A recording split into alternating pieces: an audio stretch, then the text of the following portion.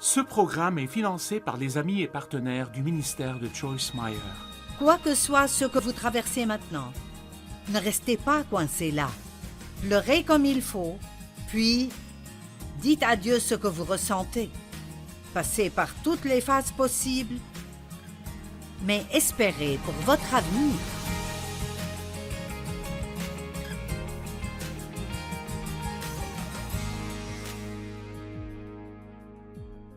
Merci d'être avec nous aujourd'hui sur notre programme. Je veux partager ce que j'ai sur le cœur avec vous. Vous savez, je suis sûre qu'il y a tellement de personnes qui regardent maintenant, qui ont mal d'une façon ou d'une autre, et vous avez juste vraiment besoin d'être réconfortés. Et je sais ce que c'est que d'être blessé émotionnellement, mentalement. Vous vous inquiétez pour quelque chose, quelqu'un vous a rejeté, ou vous avez eu une grande perte dans votre vie, et le chagrin et la solitude sont les choses dont je veux parler aujourd'hui et demain. Et c'est quelque chose que, d'un côté, c'est naturel de passer par un processus de deuil, mais si vous le laissez continuer trop longtemps, il peut devenir un vrai problème majeur dans votre vie. Et donc, j'espère vous encourager aujourd'hui, et je voudrais commencer avec un beau verset. 2 Corinthiens 1, 3 et 4. Béni soit Dieu, le Dieu et Père de notre Seigneur Jésus-Christ, le Père des miséricordes et le Dieu de toute consolation, j'aime cela, qui nous console dans toutes nos afflictions, afin que nous puissions consoler ceux qui souffrent par la consolation dont nous sommes l'objet de la part de Dieu. Vous savez, ceci est si bon. Il dit que Dieu nous console, mais il nous console non seulement juste pour nous réconforter, mais pour que, quand nous sommes avec des personnes blessées, nous sachions comment prendre cette même consolation que Dieu nous donne et la leur donner. Et c'est ce que j'espère faire aujourd'hui. Donc, si vous êtes blessé, c'est important pour Dieu et pour nous. Je sais que vous vous sentez probablement seul dans votre douleur et je comprends ceci, mais je prie qu'aujourd'hui ceci vous réjouira et vous donnera de l'espérance pour votre avenir. 2 Corinthiens 4, 18. Parce que nous regardons non point aux choses visibles, mais à celles qui sont invisibles, car les choses visibles sont passagères et les invisibles sont éternels. Donc, Paul dit de ne pas juste regarder ce que nous voyons de nos propres yeux, mais de regarder avec le cœur de la foi tout ce que nous ne pouvons pas voir. Et vous savez, la vérité est en fait qu'il y a plus qui arrive dans le monde spirituel que nous ne pouvons pas voir que ce que nous pouvons voir. Je pensais ce matin à comment nous vivons ici sur Terre et nous faisons nos tout petits plans et nous essayons de tout régler pour l'avenir et ce qui arrivera ici et là-bas. Et Dieu a un plan si merveilleux pour nous tous et il veut que nous lui fassions confiance. Et même si vous passez par l'une des pires périodes dans votre vie maintenant et vous ne voyez pas comment il y aurait une façon d'être heureux de nouveau, je veux vous dire que Dieu a un bon plan pour vous. Et si vous croyez cela, tout ce que nous recevons de Dieu vient de croire en ses promesses. Nous recevons de Dieu quand nous croyons ses promesses. En fait, le mot recevoir veut dire croire, et le mot croire veut dire recevoir. Donc, qu'importe combien vous avez mal, Dieu veut que vous ayez l'espérance que les choses peuvent et vont changer, et que vous avez un bel avenir devant vous. Maintenant, vous n'avez pas besoin d'être seul pour vous sentir seul. Vous pouvez être dans une salle pleine de gens et vous sentir seul. Si vous êtes timide et anxieux, et peut-être que personne ne vient vers vous et vous parle, et le diable peut vous dire plusieurs mensonges, les gens ne vous aiment pas, vous êtes déplacé ici.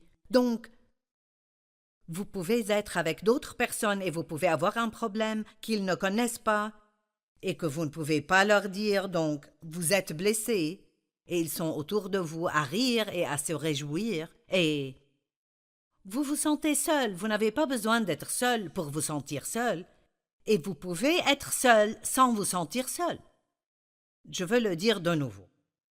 Vous n'avez pas besoin d'être seul pour vous sentir seul, et vous pouvez être seul sans vous sentir seul, parce que la vérité est que nous ne sommes jamais seuls, parce que Dieu dit qu'il ne nous laissera et ne nous abandonnera jamais. Maintenant, je comprends que nous voulons quelque chose que nous pouvons voir et toucher, mais si vous vous sentez seul parce que vous vivez seul, la chose à faire et de demander que Dieu vous dirige dans ce que vous faites. Parfois, quand nous sommes blessés, nous voulons ne rien faire, et nous voulons que quelqu'un vienne et qu'il fasse quelque chose pour nous. Mais je vous dis que n'importe combien vous vous sentez seul, il y a d'autres personnes autour de vous qui se sentent tout aussi seules, et ce que vous pouvez faire est de tendre la main vers quelqu'un d'autre et l'aider.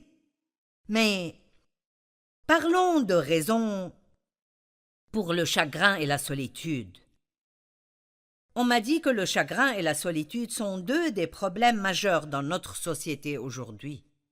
Et je veux dire que le deuil après une grande perte est naturel et est nécessaire.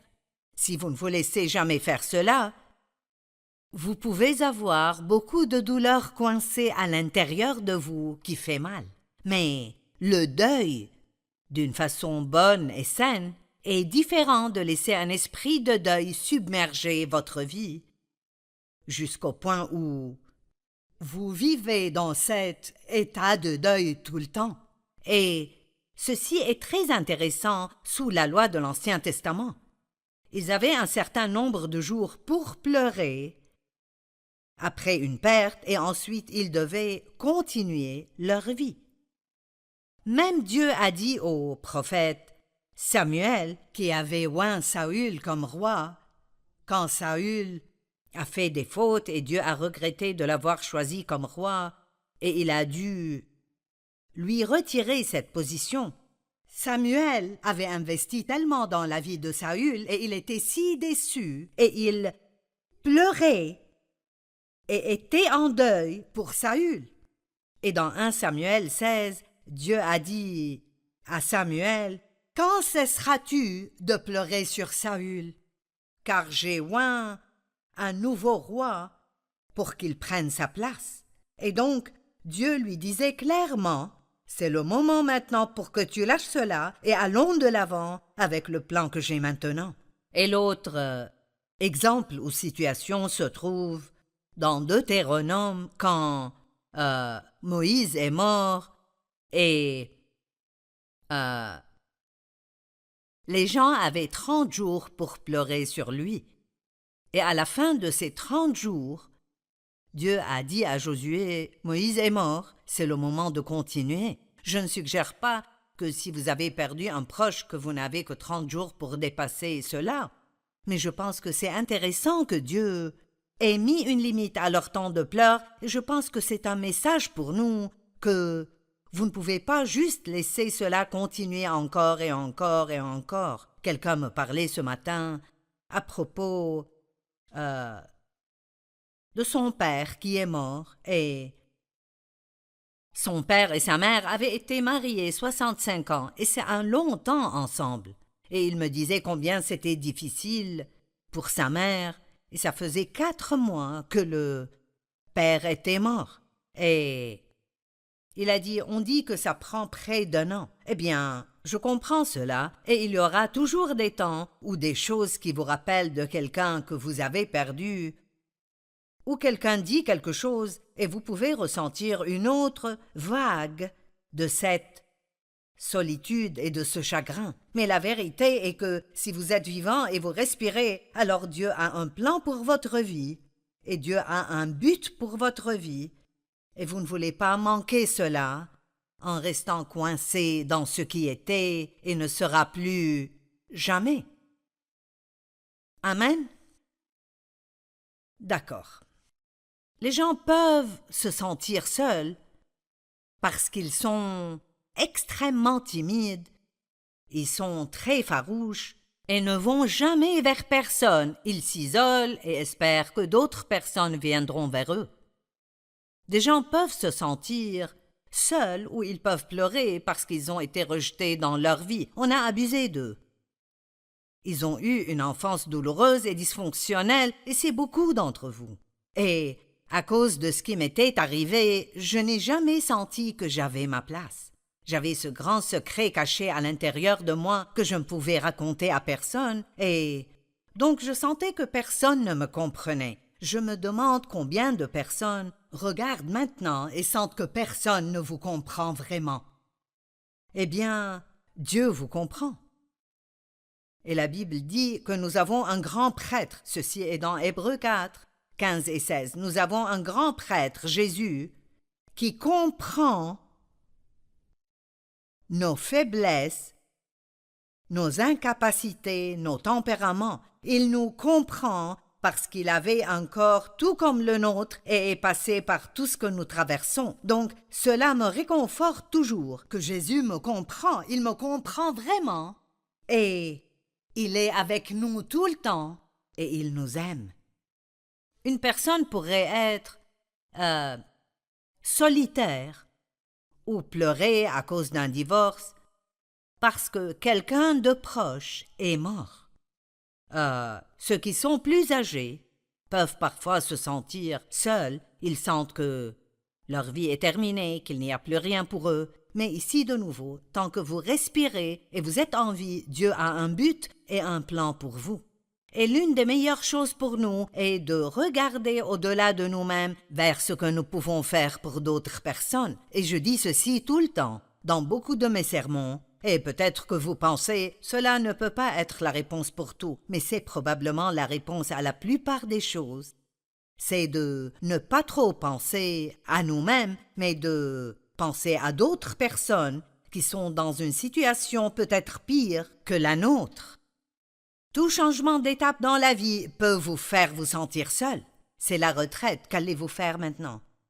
Les enfants prennent leur diplôme et quittent la maison et vont à l'université.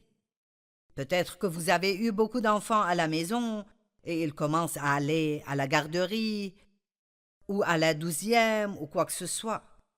Certains parents seraient heureux parce qu'ils auront finalement du temps pour eux-mêmes. Mais d'autres, j'ai vu des mères passer par des temps difficiles parce que ce qu'elles faisaient pendant leur journée ne doit plus être fait maintenant. Bien sûr, probablement la perte d'un proche, la mort d'un époux, la mort d'un enfant, la mort d'une mère ou d'un père, ou d'une sœur ou d'un frère, ou même un ami très très proche, peut être très très dévastatrice. Mais si vous allez à Dieu, et vous le laissez dès le début, commencez à vous consoler, et au lieu de penser à tout ce que vous avez perdu, vous pensez aux bonnes choses dans cette relation, de tous les bons souvenirs dont vous vous rappelez, et vous êtes heureux de les avoir eus dans votre vie aussi longtemps que vous les avez eus. Vous savez, je commence à réaliser, et cela pourrait être drôle parce que j'enseigne beaucoup sur la pensée, mais je pense que tout problème que nous avons est connecté à notre pensée. Ça dépend vraiment de comment nous allons regarder quelque chose et comment nous allons y penser. Et vous savez, la vérité est que quand nous pleurons parce que nous avons perdu une personne dans notre vie, nous pleurons sur nous-mêmes parce que nous sommes ceux qui ont perdu. Si cette personne croyait en Christ, elle est dans un endroit de loin meilleur, et nous savons cela, mais ça n'arrête pas la douleur. Et parfois vous devez juste laissez la douleur venir, vous devez pleurer et laisser Dieu vous réconforter et vous la traverserez et vous la dépasserez et vous avez toujours beaucoup de vie et Dieu a un nouveau plan qu'il oindra pour vous. Espérez. L'espérance est une attitude positive que quelque chose de bien arrivera avec vous. Un autre moment où les gens ont des difficultés est quand ils prennent leur retraite. Vous ne savez pas quoi faire de votre vie maintenant, spécialement si beaucoup de votre identité était liée à votre travail, alors vous pouvez commencer à penser que vous ne faites plus rien maintenant. Qui suis-je maintenant? Vous n'étiez jamais votre travail. Vous devriez toujours pouvoir séparer qui vous êtes de ce que vous faites. Et je pense à ceci depuis longtemps déjà. Si un jour je ne peux plus diriger ce ministère et faire ce que je fais maintenant, je serai toujours une personne importante que Dieu aime parce que je ne laisserai pas ma valeur être dans ce que je fais, mais dans qui je suis en Christ. Peut-être que vous avez perdu votre maison dans une catastrophe naturelle. Imaginez cela. Perdre toutes vos photos et toutes les choses que vous avez amassées à travers les années, les cadeaux que des gens vous ont donnés, et perdre tous vos habits et votre maison est en ruine. Imaginez combien cela serait difficile. Et j'ai vu des gens qui laissent cela les dévaster, et ils entrent dans des dépressions profondes, mais j'ai vu des gens qui disent « J'ai ma vie ». Ces choses étaient juste des choses et je peux les remplacer. Beaucoup de cela a à voir avec la façon dont nous voyons les choses et l'attitude que nous décidons d'avoir. Les parents célibataires peuvent se sentir très seuls, et je comprends cela. J'étais une mère célibataire pendant un temps, après que mon premier fils ne naisse, mais Dieu merci. Dieu a envoyé Dave Meyer dans ma vie. Et lui et moi, nous nous sommes mariés quand mon fils avait juste un peu plus qu'1 an. Il avait 1 an et même pas 1 mois entier de plus. Mais il y avait une période de temps où j'étais une mère célibataire et l'homme que j'avais épousé avant n'était pas vraiment un père de toute façon. Et je sais que c'est dur, je sais que les choses sont chères et que c'est difficile et vous devez prendre toutes les décisions tout seul. Mais ici aussi, Dieu vous donnera toujours de la grâce dans votre situation. Et je crois vraiment cela. Je crois que si vous êtes un parent célibataire, Dieu vous donnera la grâce de faire tout ce que vous devez faire. Il vous donnera la grâce que quelqu'un d'autre n'aurait pas. Mais c'est important que vous gardiez une bonne attitude. C'est vraiment difficile d'avoir la grâce de Dieu et de se plaindre tout le temps de notre situation. Donc, commencez par aligner votre bouche avec la parole de Dieu et dites « Je crois que Dieu me fortifiera chaque jour et me donnera la capacité de faire ce que j'ai besoin de faire. » Et communiquez avec d'autres personnes qui sont dans la même situation que vous, pas juste pour vous plaindre à propos de combien c'est difficile, mais pour que vous puissiez partager des idées concernant des façons dont vous pouvez faire face aux défis que vous avez. Et alors aussi, je crois que la maladie et la douleur dans votre corps peuvent être un très grand défi et vous pouvez vous sentir vraiment très seul quand vous êtes dans une salle pleine de gens et votre dos vous fait mal et vous n'arrivez plus à le supporter et tout le reste du monde rit et passe du bon temps et vous pensez « Est-ce que quelqu'un sait ce que je ressens ?» Eh bien oui, Jésus sait. Il sait ce que vous ressentez. Il vous comprend. Il sait ce que vous ressentez et il a un bon plan pour votre vie.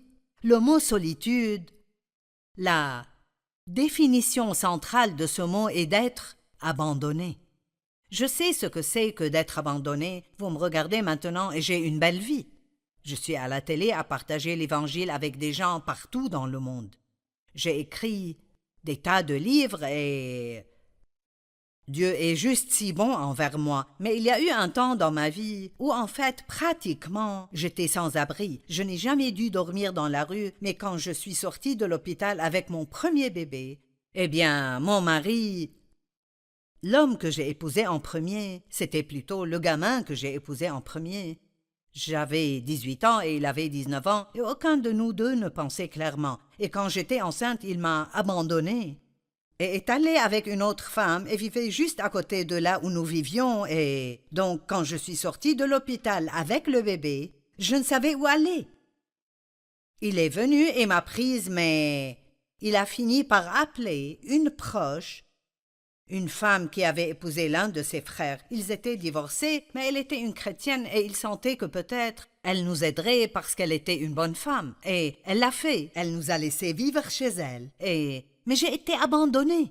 Quand je l'ai épousé, nous sommes allés en Californie et Albuquerque, Nouvelle-Mexique d'abord, et une nuit, il n'est juste pas rentré. Et il m'a abandonnée là, et il a fait la même chose de nouveau en Californie. Donc je connais la solitude et la douleur d'être abandonné. Mais vous savez quoi? Regardez-moi maintenant. Et c'est cela que je veux que vous compreniez aujourd'hui. Quoi que soit ce que vous traversez maintenant, ne restez pas coincés là. Pleurez comme il faut, puis dites à Dieu ce que vous ressentez. Passez par toutes les phases possibles, mais espérez pour votre avenir. La Bible dit que alors que tout portait au contraire, Abraham a eu confiance, plein d'espérance qu'il verrait les promesses de Dieu s'accomplir dans sa vie. Vous savez, il y a tellement de merveilleux exemples bibliques. Jésus a été abandonné sur la croix. Et il a dit, « Mon Dieu, pourquoi m'as-tu abandonné ?» Imaginez cela. Imaginez cela. Dans le jardin de Gethsémani, il a demandé à ses disciples, « Ne pouvez-vous pas prier avec moi 1 heure ?» Imaginez ce à quoi il faisait face, sachant ce à quoi il ferait face, ce qu'il traversait, et ses 12 meilleurs amis dans lesquels il a investi de sa vie. Il ne pouvait même pas rester réveillé 1 heure pour prier avec lui et l'encourager. Ce n'est pas étonnant que la Bible dise que Jésus nous comprend, parce qu'il a été tenté de toutes les manières, tout comme nous le sommes, et pourtant il n'a jamais péché. Paul a été abandonné. Écoutez ceci. 2 Timothée 4, 14 à 17. Alexandre l'orfèvre a fait preuve de beaucoup de méchanceté à mon égard. Le Seigneur lui donnera ce que lui auront valu ses actes. Garde-toi de lui, car il s'est opposé avec acharnement à notre prédication. La première fois que j'ai eu à présenter ma défense au tribunal, personne n'est venu. Personne n'est venu pour m'assister. Tout le monde m'a abandonné. Que Dieu ne les punisse pas. J'aime cela. Il dit, regardez, personne ne m'a aidé, tout le monde m'a abandonné. Toutes ces personnes dans lesquelles Paul a investi de sa vie, quand il avait besoin d'eux, ils n'étaient pas là pour lui, mais sa première réaction était que Dieu ne les punisse pas. Écoutez, si vous pouvez prier des bénédictions sur les personnes qui vous ont blessé, vous êtes en chemin vers une grande percée. Mais écoutez, c'est le Seigneur qui m'a assisté. J'aime ceci. Vous ne sentez peut-être pas la présence de Dieu. Vous ne pouvez pas le voir de vos yeux physiques, mais Dieu est avec vous. Je veux que vous compreniez cela. Dieu est avec vous et il a un plan pour vous. Et toute chose doit arriver à sa fin, mais les fins engendrent toujours de nouveaux commencements. Pouvez-vous garder cela dans votre cœur? Les fins font toujours de la place pour de nouveaux commencements. Il n'y a rien que je puisse vous dire aujourd'hui qui soulagera la douleur que vous ressentez. Mais si vous allez de l'avant et ressentez la douleur d'une façon saine et vous laissez Dieu vous aider, vous pouvez sortir de cela comme quelqu'un qui est prêt à servir d'autres personnes. Vous savez quoi? Rien ne rend le diable plus en colère que quand vous prenez la douleur que vous avez traversée et vous utilisez cela pour consoler d'autres personnes qui passent maintenant par les mêmes choses que vous avez traversées, mais dont vous avez été délivrés. Et s'il vous plaît, regardez ce que vous avez toujours, ne regardez pas juste ce que vous avez perdu. C'est l'une des plus grandes erreurs que nous puissions faire, de toujours regarder et parler de ce que nous avons perdu, et de ne pas faire l'inventaire de ce que nous avons toujours. Vous avez toujours l'amour de Dieu. Il dit qu'il n'arrêtera jamais de vous aimer. Il n'y a jamais eu un moment dans votre vie où Dieu ne vous aime pas. Donc ne ressentez pas que personne ne vous aime parce que Dieu vous aime et il a un bon plan pour votre vie. Regardez ce que vous avez, pas ce que vous n'avez pas, et rappelez-vous que le temps change tout. Fixez les yeux sur l'avenir, bien que vous ne puissiez pas voir ce que l'avenir vous prépare. Vous pouvez fixer vos yeux sur l'avenir et dire « Je crois que quelque chose de bien arrivera dans ma vie. »